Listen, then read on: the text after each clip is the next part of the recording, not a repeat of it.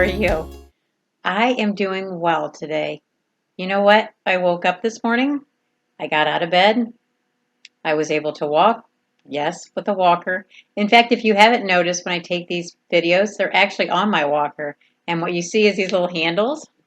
I don't know why I never thought about that, but I was actually watching the videos and I was like, well, I actually have the handle to my walker in almost every single one of my videos. Why don't you put it on something else? I gotta tell you, it's so stinking convenient having that walker because I literally I set my lunch there. I carry stuff. I can carry tons of stuff because obviously anybody that knows when you have problems with your legs and walking, trying to walk with a cup or with food is a bear, and so you have to make several trips. With a walker, I don't have to. Now, granted, would I rather not have a walker? Yeah, I'd absolutely rather not have a walker. But I want to say, you know, it's about looking at things in perspective. When I walk with a cane, I feel completely unstable. I have to walk on my husband's arm, or I'm a wall walker, so I walk around the wall because I'm not so sure that that even a cane's enough to hold me up. Now, is it because of my recent coronavirus episode? I don't know. I don't know if it is or not. I don't know if MS is getting worse and that I should just start planning on getting into a wheelchair. But my concern with that is if I get in a wheelchair, what's the advantage of getting out? It'll make it so much more convenient to get around the house and to get around a mall or a shopping center or go out and take a walk with my grandkids. That will I even get up and try to walk anymore? And if there is a chance that I could, I don't want to say put this in remission, but go back to walking, will I lose that because I'm going to be so weak because I've given up trying or giving up the inconvenience of trying? So I'm going to keep on the walker for a while. I'm probably going to go to my doctor and see about what it takes to get. Obviously, you can buy one on eBay or buy one on the internet, buy a scooter, but go to my doctor and just see why what exactly the procedure would be for getting a wheelchair, just in case. So I always have that in my back pocket because I'm one of those people that actually always has to have a plan B. Okay, right now I use a walker, but if I have to use a wheelchair, what's it going to cost me? How do I go through insurance? Are there grants available? Are there organizations that could give me some money if it's too expensive? What kind should I buy? How fast will they go? Because I got to tell you, that's the other part of this is whenever I go to a Walmart or something and I get on one of those scooters, literally my 1.5-year-old grandchild could probably beat me on a race. Literally, I kind of make jokes and be like, okay, try to keep up. But literally, I don't know. I can probably beat myself walking with a walker than walking on one of those scooters. So I'm actually thinking if I get a scooter or a wheelchair, I actually may get one that I don't know if this is even a thing, but with a catalytic converter off of it so I can actually fly. I can keep up with people when they're walking a normal pace. Because how bad is that? People are actually having to wait on me, and it's not that it embarrasses them or they wouldn't do it, but gee, many Christmas, that stinks. They literally go so unbelievably slow. Hey, welcome to Train Town. I told you on most of my videos you're going to hear trains, unfortunately, because we literally have trains go by roughly around every 7 minutes. So that stinks, but at least you know I'm in a train town. And my granddaughter absolutely loves it. And that's one of the things that I love is when she comes over, when the train whistle goes off, she's like, Nina, train?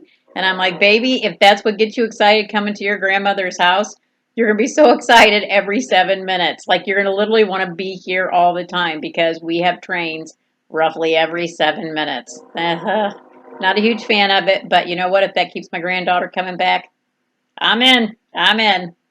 So anyway, I just wanted to tell you that, yeah, there's there's some really uncomfortable things that we're going to talk about, and there's some things that I'm not happy that I'm here. But again, what lesson am I supposed to learn from this? Am I supposed to learn how to be tolerant, how to be slow, how to not jump to conclusions and not be passionate and not take everything so personal? Because, I said to my husband when we first started dating, I had no limitations. I had no handicaps. In fact, while we were dating, I actually, I owned my own motorcycle. I had went whitewater rafting. I've jumped out of airplanes. I've done all kinds of a lot of things because I didn't want to be that person that sat on the front porch and had all of these wish lists that had never gotten to. Now, is there things I still wish I would have done, a little bit crazy stuff, like I wouldn't have mind bungee jumping. I'm still going to zip line. I just have to figure out about how to get up all of those stairs.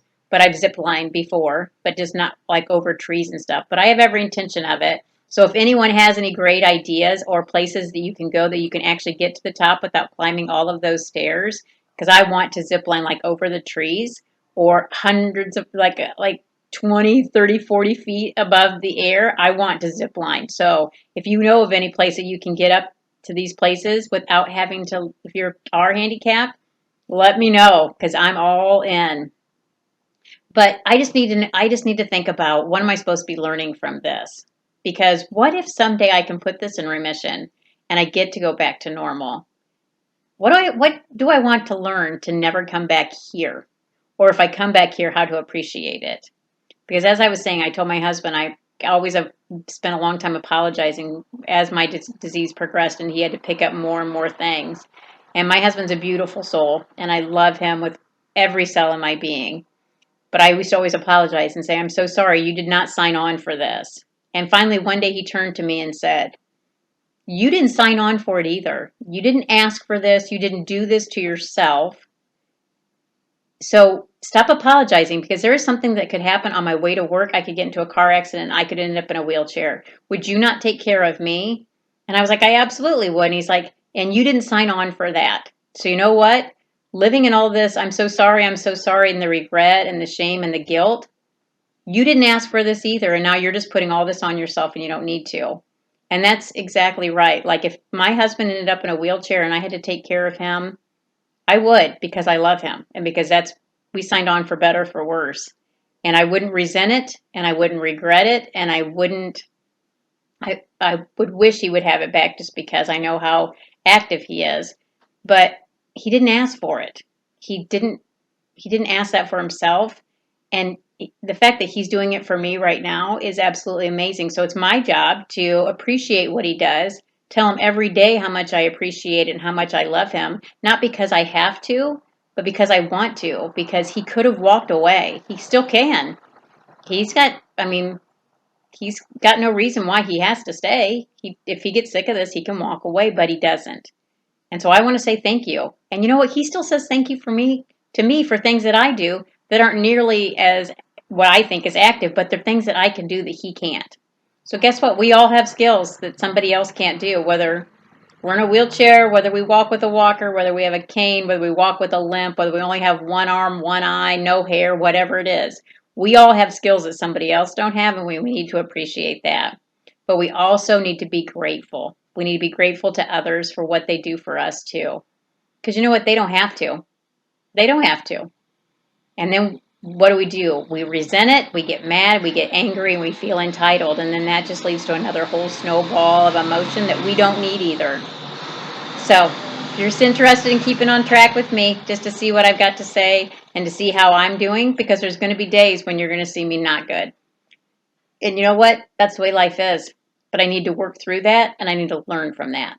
So I'm hoping that you have something to learn as well. So thank you so much for being on my journey. Hit the subscribe and notification button so you get the notifications. If you don't want to listen to them, don't listen to them. But there may be somebody that you know that's struggling too, that thinks that they're alone, that nobody else feels the way they feel. No one else knows what they're going through. And guess what? There are, and you need to know you're not alone.